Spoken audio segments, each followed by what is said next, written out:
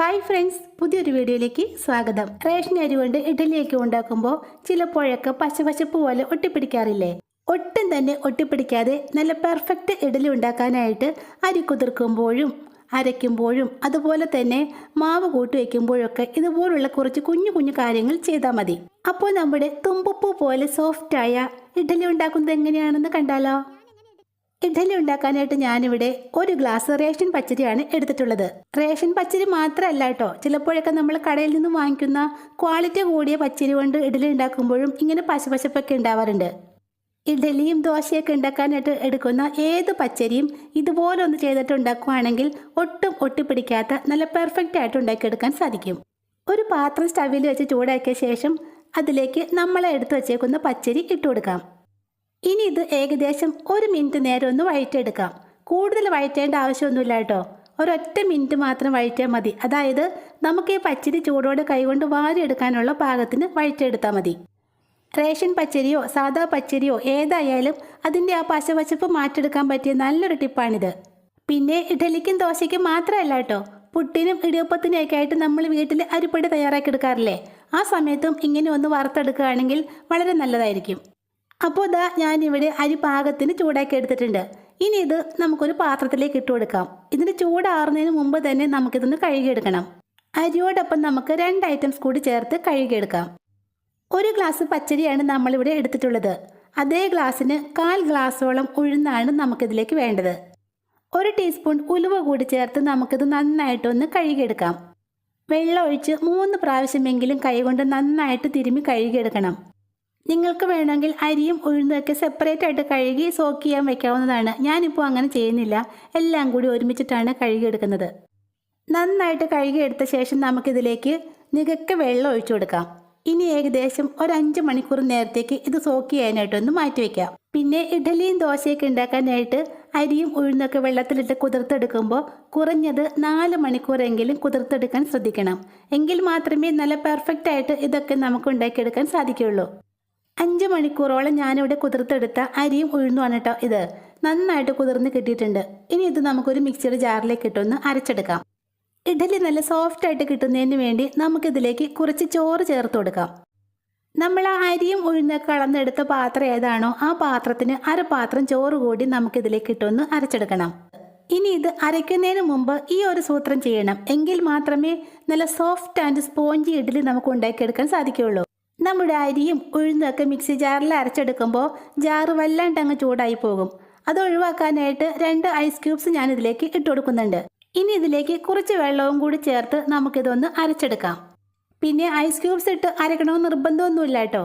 അരയ്ക്കുന്നതിന് 1 മണിക്കൂർ മുമ്പെങ്കിലും നമ്മുടെ അരിയും ഉഴുന്നും എടുത്ത് ഫ്രിഡ്ജിൽ വെച്ച് നന്നായിട്ടൊന്ന് തണുപ്പിച്ചെടുത്താലും മതി. അരയ്ക്കുന്ന സമയത്ത് മിക്സി ജാറ് ചൂടാവുകയും നമ്മുടെ ഉഴുന്ന് വല്ലാണ്ട് അങ്ങ് വെന്തു പോവുകയും ചെയ്യും. ഈ സമയത്ത് ഉഴുന്നിൻ്റെ പശിമയും ടേസ്റ്റ് നഷ്ടപ്പെടും. അതൊഴിവാക്കുന്നതിന് വേണ്ടിയാണ് ഐസ് ക്യൂബ്സ് ഇടുന്നതും ഫ്രിഡ്ജിൽ വെച്ച് തണുപ്പിച്ചെടുക്കുന്നതും. അതുപോലെ തന്നെ ഇഡലിക്ക് മാവ് അരയ്ക്കുമ്പോൾ വെള്ളം കുറേശ്ശെ ഒഴിച്ച് നല്ല കട്ടിക്ക് വേണം അരച്ചെടുക്കാൻ. നല്ല തിക്ക് മാവാണ് ഇഡലിക്ക് നല്ലത്. അതായത് ഇഡലി തട്ടിലേക്ക് മാവ് കോരി ഒഴിക്കുമ്പോൾ ഒഴിച്ചെടുത്തിരിക്കണം മാവ്. എങ്കിൽ മാത്രമേ നല്ല പെർഫെക്റ്റ് ഇഡലി ഉണ്ടാക്കിയെടുക്കാൻ പറ്റൂ. ഇതാ ഞാനിവിടെ ഇഡലി മാവ് അരച്ചെടുത്തിട്ടുണ്ട്. ഇനി ഇതൊരു പാത്രത്തിലേക്ക് ഒഴിച്ചു കൊടുക്കാം. കണ്ടോ, വെള്ളത്തിൻ്റെ അളവ് കുറച്ച് നല്ല കട്ടിക്ക് തന്നെയാണ് ഞാനിവിടെ മാവ് തയ്യാറാക്കിയിട്ടുള്ളത്. ഇതുപോലെ നല്ല തിക്കായിട്ട് തന്നെ വേണം മാവ് തയ്യാറാക്കിയെടുക്കാൻ. മാവ് പാത്രത്തിലേക്ക് ഒഴിച്ചതിന് ശേഷം നമുക്കിത് നന്നായിട്ടൊന്ന് ഇളക്കി മിക്സാക്കി എടുക്കണം. കൈ കൊണ്ട് ഏകദേശം 5 മിനിറ്റോളം നമുക്കിതൊന്ന് ഇളക്കിയെടുക്കാം. ഇതുപോലെ മാവ് കോരി ഒഴിച്ച് പതപ്പിച്ചെടുക്കണം. പിന്നെ നമ്മളിതിലേക്ക് ഈസ്റ്റോ ബേക്കിംഗ് സോഡയോ പുളിമാവോ ഒന്നും തന്നെ ചേർക്കുന്നില്ല കേട്ടോ. അല്ലാതെ തന്നെ നമ്മുടെ മാവ് നല്ല പെർഫെക്റ്റ് ആയിട്ട് പൊന്തി വരും. നന്നായിട്ട് ഇളക്കി മിക്സാക്കിയ ശേഷം നമുക്ക് ഈ പാത്രം ഒന്ന് അടച്ച് ഇതൊന്ന് പുളിപ്പിക്കാനായിട്ട് മാറ്റി വയ്ക്കാം. കുറഞ്ഞത് 8 മണിക്കൂറെങ്കിലും റെസ്റ്റ് ചെയ്യാൻ വെച്ചാൽ മാത്രമേ നമ്മുടെ മാവ് നന്നായിട്ട് പുളിച്ച് പൊന്തി വരികയുള്ളൂ. തലേ ദിവസം രാത്രിയിൽ തയ്യാറാക്കി വെച്ച നമ്മുടെ ഇഡലി മാവ് എന്തായെന്ന് ഒന്ന് നോക്കിയാലോ?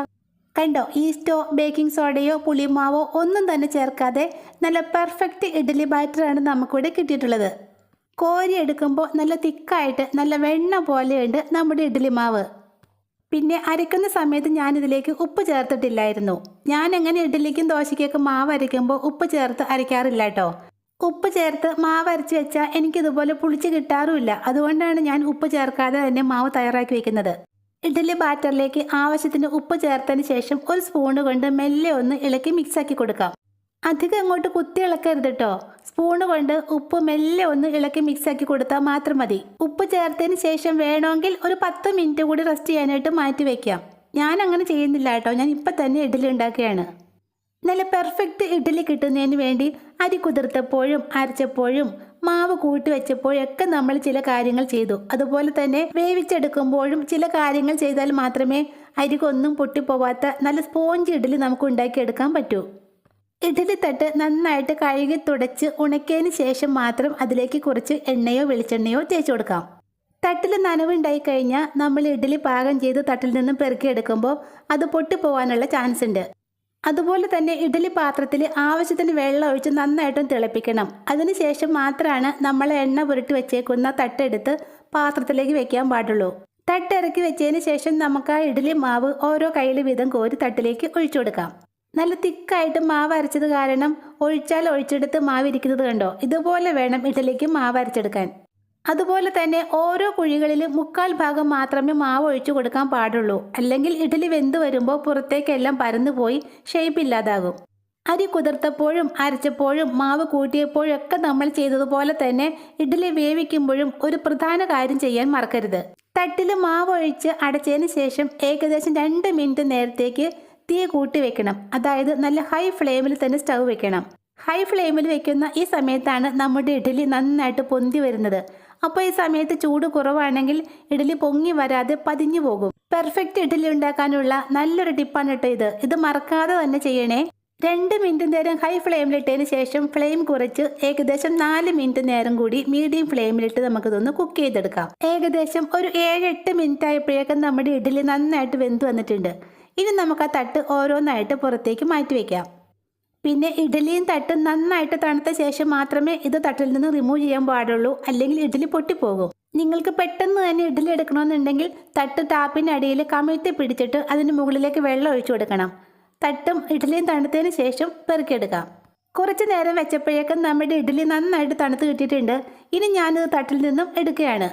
കണ്ടോ? നല്ല പെർഫെക്റ്റ് ആയിട്ട് മാവ് അരച്ച് വെച്ചാൽ ഇതുപോലെ നല്ല പെർഫെക്റ്റ് ആയിട്ടുള്ള ഇഡ്ഡലി നമുക്ക് ഉണ്ടാക്കിയെടുക്കാം. ഇഡ്ഡലി ഉണ്ടാക്കാൻ മാത്രമല്ല കേട്ടോ, നല്ല മൊരിഞ്ഞ ദോശ ഉണ്ടാക്കാനും നമുക്ക് ഈ മാവ് മാത്രം മതി.